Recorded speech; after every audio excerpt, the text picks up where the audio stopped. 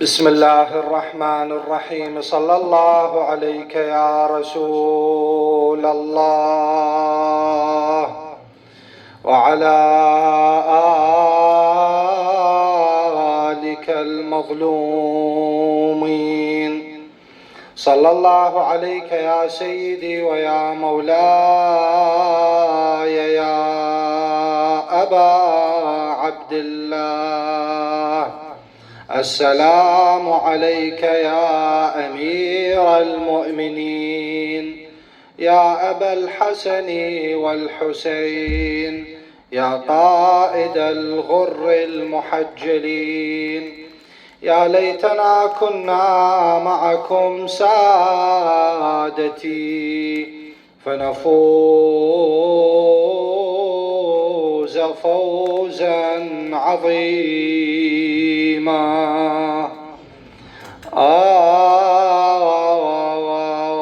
خطب جليل هد أركان السماء.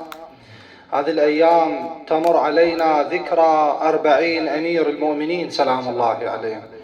خطب جليل هد أركان السماء، والكون أمسى ناعيا حامل حما. قتلوا أمير المؤمنين وعدله، فالعدل بعدك يا علي تهدما. يبكي كتاب الله فقد إمامه، فهو المفسر للكتاب الأعظم. فالعاديات غدت تعزيها الأتى، والدمع من ياسين أبكى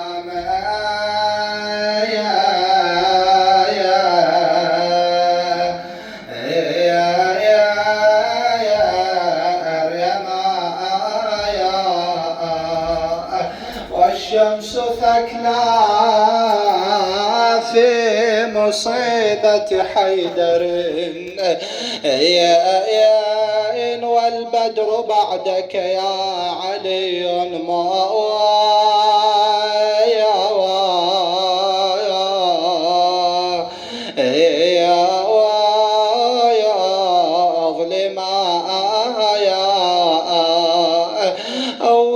قضك العمر بأتعاب وجهاد، أو حمل ما لم تحمل السبع الشداد.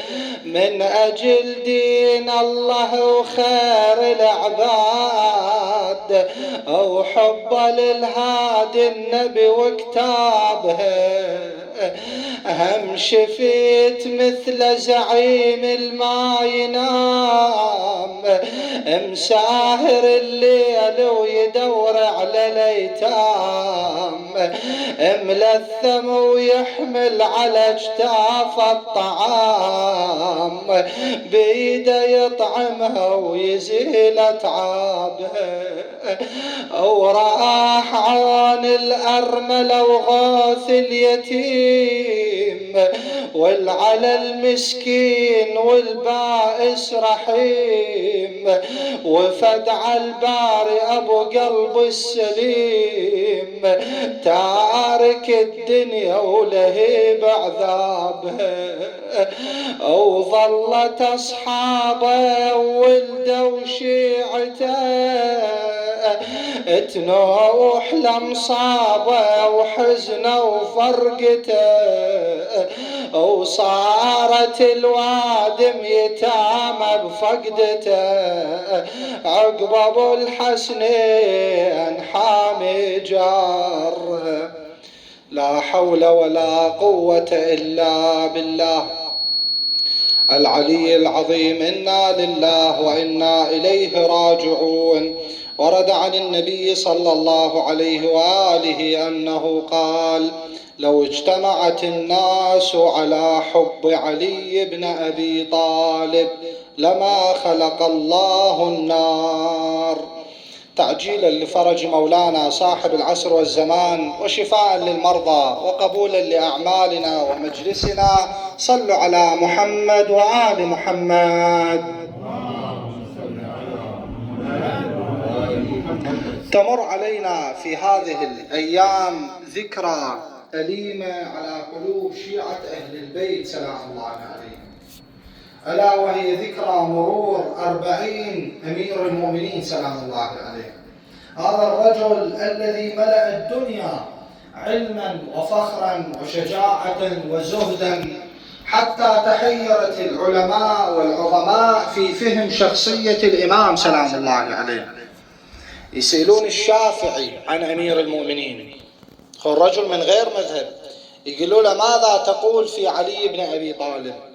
الشافعي يقول لهم ماذا أقول في رجل أخفى أعداءه فضائله حقدا. أعداء الإمام من حقدهم وبغض للإمام أخفوا فضائل الإمام ما نقلوها. ماذا أقول في رجل أخفى أعداءه فضائله حقدا وأخفى محبوه فضائله خوفا. شيعة الإمام محبي الإمام هم ما نقلوا كل كرامات الإمام وفضائله خوفا من السلطات الحاكمة والجوار وكذا. ماذا أقول في رجل أخفى أعداءه فضائله حقدا وأخفى محبوه فضائله خوفا فظهر ما بين الإخفاءين ما ملأ الخافقين. يقول أعداء أخفوا فضائله، محبي أخفوا فضائله، واللي ظهر من فضائل أمير المؤمنين ملأ الدنيا وما فيها، ملأ الدنيا وما فيها. وهاي مو كلها يقول هذا رغم الإخفاءات. إمام المذهب المالكي يسألونه يقولوا له في آخر عمره ضعف بصره بعد ما يشوف كلش بعيونه، فقام ابنه يجيبه للمسجد يصلي ركعات قليلة ويراجعه. فاليوم من الأيام التفت إلى ابنه قال له أبا من الخلفاء بعد النبي؟ احنا بتسلسلاتنا المذهب المالكي من عندنا الخلفاء بعد النبي؟ قال له أبو بكر أول خليفة عندنا هذا. قال أبا ثم من؟ قال ثم عمر. هاي تسلسلاتهم. قال أبا ثم من؟ قال عثمان. قال أبا ثم من؟ قال معاوية. قال أبا ثم من؟ قال يزيد. فالتفت لابنه قال له أبا فأين علي بن أبي طالب؟ شاع علي بن أبي طالب وين عندنا بالتسلسلات شو ما هو؟ هذا خليفة محسوب عندنا لو ما محسوب؟ فهو قال لابنه قال له بني هل في المسجد أحد؟ أنا باصطلاحنا مو كلش أشوف أكو واحد بالمسجد. قال له ابن أبا ليس في المسجد إلا أنا وأنت، الناس كلها صلت وطلعت بس أنا وياك باقين. قال له أبو إذا كان الأمر هكذا إذا بس إحنا فاسمع، أما علي بن أبي طالب فذلك رجل لا يقاس به أحد لا من الأولين ولا من الآخرين، ولكن اكتم الخبر. مذهبنا يروح، كل مذهبنا يروح إذا طلعت هذه الحكاية. هذا رجل لا يقاس به أحد لا من الأولين. شوف هاي كلام غير المذاهب مو مذهبنا، لا كلام غيرنا. عمرو بن العاص في أواخر عمره ضعف عطاءه الفكري المعاوية وللدولة. بعد عمرو بن العاص معروفة مواقفه السلبية تجاه الإسلام، معروف كل مواقفه، هو الذي حرض على قتل الإمام الحسين، قضية معركة صفين واضحة، قضية رفع المصاحف واضح. المهم فمواقفه كلها سلبية تجاه الإسلام، العقل الفكري لمعاوية عمرو بن العاص. فبأواخر عمره بعد كبر به العمر فعطاء الفكري قل للدولة المعاوية. فمعاوية بعد ما يستفاد منه سوى معاوية قطع راتبه من بيت المال، قطع راتبه بعد ما يفيده. عمرو بن العاص قطع عطاء من بيت المال فشد رحاله في اليوم الثاني إلى مجلس معاوية. دخل إلى مجلس معاوية، الناس كلها مجتمعة يا معاوية خليفتهم هذا. فقال له قصيدة طويلة، يقول للمعاوية، قال له رفعناك من جهلنا يا ابن هند. يقول له احنا لأن جهال خليناك انت معاوية تصعد علينا خليفة. رفعناك من جهلنا يا ابن هند على النبأ الأعظم الأفضل. يقول له احنا نعرفه من هو النبأ العظيم ونعرفه هو أفضل وأعظم، بس احنا لأن جهال خليناك انت تصعد علينا. رفعناك من جهلنا يا ابن هند على النبأ الأعظم الأفضل، وحيث رفعناك فوق الرؤوس نزلنا إلى أسفل الأسفل. يقول لا احنا ما صعدناك خليفة صرت انت خليفة علينا، احنا نزلنا ترى جاء صرت انت خليفة علينا. وحيث رفعناك فوق الرؤوس نزلنا إلى أسفل الأسفل، وكم سمعنا من الرسول وصايا مخصصة في علي. احنا يقول سامعيها الأحاديث كلها سامعيها، ومن لسان النبي سامعيها كلها نعرفها. وكم سمعنا من الرسول وصايا مخصصة في علي، وإن كان بينكما من نسبة، إذا رد نقيسك أنت ويا علي بن أبي طالب، وإن كان بينكما من نسبة فأين الحسام وين السيف القاطع؟ وإن كان بينكما من نسبة فأين الحسام من المنجل؟ وأين الثرى من نجوم، وأين الثريا من نجوم الثرى؟ وأين معاوية من علي؟ فأعداء الإمام يعرفونه. النبي قال له يا علي لو اجتمع الناس على حبك لما خلق الله النار. لو الناس بس تحبك يا علي الله ما يخلق النار خلاص.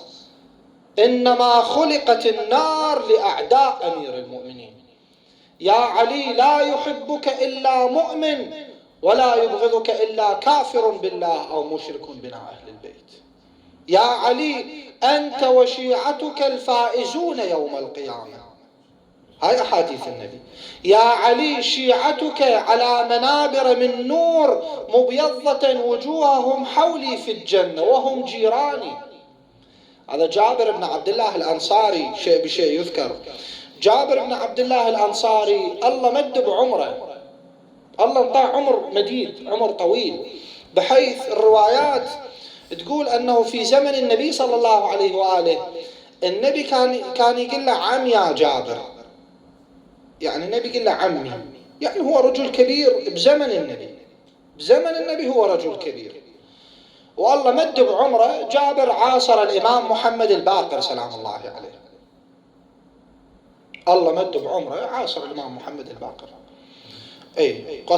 قضيته بزيارة الأربعين، هو الذي جاء لزيارة الإمام الحسين. جابر يا جابر ما در، هو هذا جابر بن عبد الله الأنصاري من كبار الصحابة. فجابر في عهد الإمام الباقر سلام الله عليه كان يطرق بيوت الشيعة، باصطلاحنا يفتر بالشوارع وبالأزقة وينادي معاشر المسلمين سمعت رسول الله يقول علموا أولادكم على حب علي بن أبي طالب، فمن أبى فلينظر في شأن أمه. هذا جابر بن عبد الله الأنصاري ينقل هذا الحديث.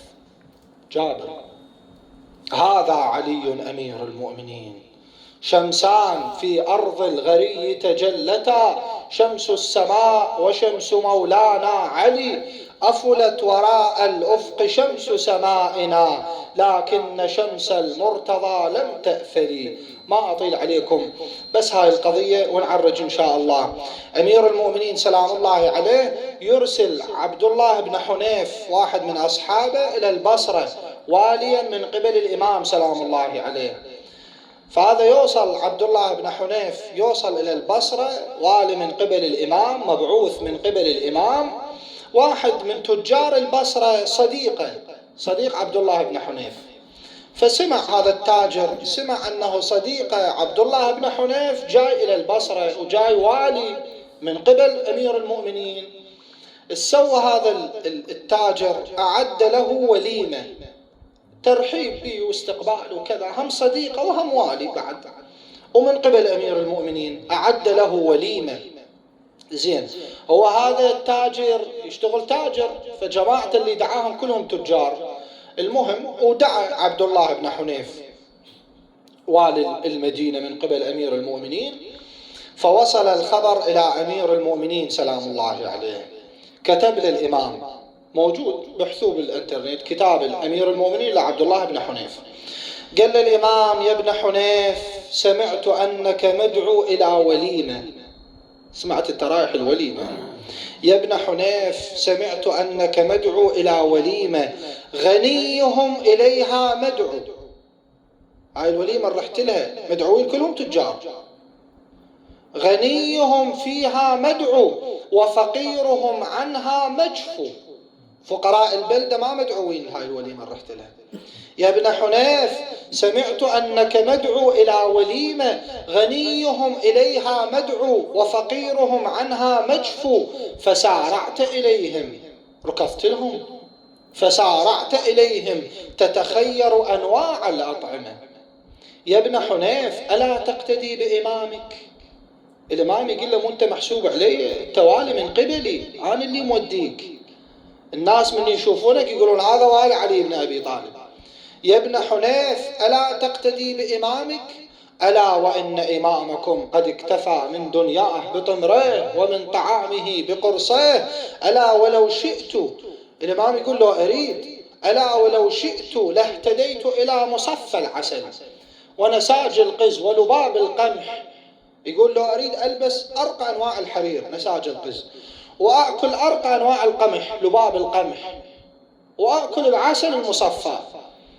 الإمام يقول له: أريد أقدر، ولكن هيهات هيهات أن يجرني طمعي إلى الشبع، ولعل باليمن أو الحجاز فقير ليس له عهد بالشبع. شلون أني أشبع والله يوم القيامة يقول لي أنت حاكم الدولة، أكو فقير عندك باليمن ما إلى عهد بالشبع، شلون أنا أنام شبعان؟ هذا أمير المؤمنين. يقول الإمام الحسن سلام الله عليه، يقول: إذا جن الليل، كان إذا جن الليل يخرج أبي حاملا الجراب يعني كيس كبير، فتقونية علاقة كبيرة هكذا يعني. كان إذا جن الليل خرج أبي حاملا على ظهره الجراب فيه ما لذ وطاب من الأطعمة. الإمام يخلي به. أخذ يطرق أبواب الفقراء والمساكين بابا بعد باب. طبعا الإمام ملثم، يطرق أبواب الفقراء والمساكين بابا بعد باب، يخلي الطعام عند الباب ثم ينصرف الإمام. الفقراء هم يفتحون الباب يشوفون هذا طعام يأخذونه. هكذا كان الإمام. واحد من الفقراء فتح الباب وجد أمام هذا الرجل الملثم. الإمام أعطاه الطعام. الفقير التفت له قال له: بارك الله فيك، ولا بارك بعلي بن أبي طالب فإنه لا يتفقدنا. الإمام يسمع، تركه وانصرف الإمام، اطاع الطعام وانصرف ملثم الإمام. يقول الإمام الحسن: فيعود أبي قبيل الفجر، يكمل طول الليل الإمام يتفقد الفقراء والمساكين، يرجع قبيل الفجر فأفرش فراشه. الإمام الحسن يقول: أفرش له فراشه، أريد يرتاح شوية يستراح أبوي، فأفرش له فراشه فيتقلب أبي على فراشه، يتقلب أبوي. أقول: أبا هل تشتكي من شيء؟ أكو فد شيء مأذيك؟ أكو فد كذا؟ فيقول: بني لا، ما عندي شيء، ما أشتكي من شيء، ولكن كيف أنام ولعل باليمن أو الحجاز فقير محتاج وليس له عهد بالشبع. شلون أنام أنا؟ خاف واحد باليمن بالحجاز فقير وأنا حاكم الدولة، شلون أنام أنا؟ هذا أمير المؤمنين. هلموا بنا يا شيعة الإمام هذه الأيام إلى دار أمير المؤمنين. هذه الأيام شنو حال أولاد الإمام؟ هذه الأيام شنو حال زينب على فقد أبيها؟ أما الحسن والحسين لما تجدد الأربعين في مثل هذه الأيام وزينب بالدار، يقول تجدد المصاب على أولاد الإمام، نصبوا العزاء على أمير المؤمنين. زينب أجهشت بالبكاء، تقول له صار أربعينك واحسب حساب، هيهات نتلاقى ويا الأحباب، يا بأيس يا قلبي وبسك عتاب، هيهات يرجع داحي الباب، هيهات يرجع داحي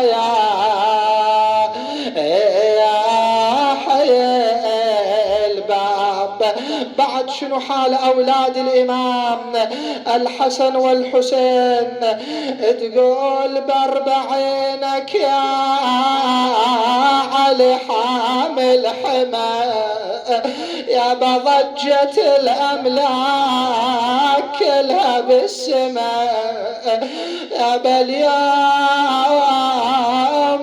يبكي النبي وتبكي فاطمة، أو شنو حال الحسن ويا حسين؟ والله الليلة ضج العريش يبكي بالأنين، بأربعينك يا أمير المؤمنين، يا بيبكي هالليلة الحسن ويا الحسين، أو زينب الحرة تسيل دموعها، تقول وعيدة وعيدة على الما وعد وأخلف، وعيدة أو حزن عليه ما يخلص، وعيدة على ما تمم صيامه، وعيدة يا بشهر الله انفقد حامل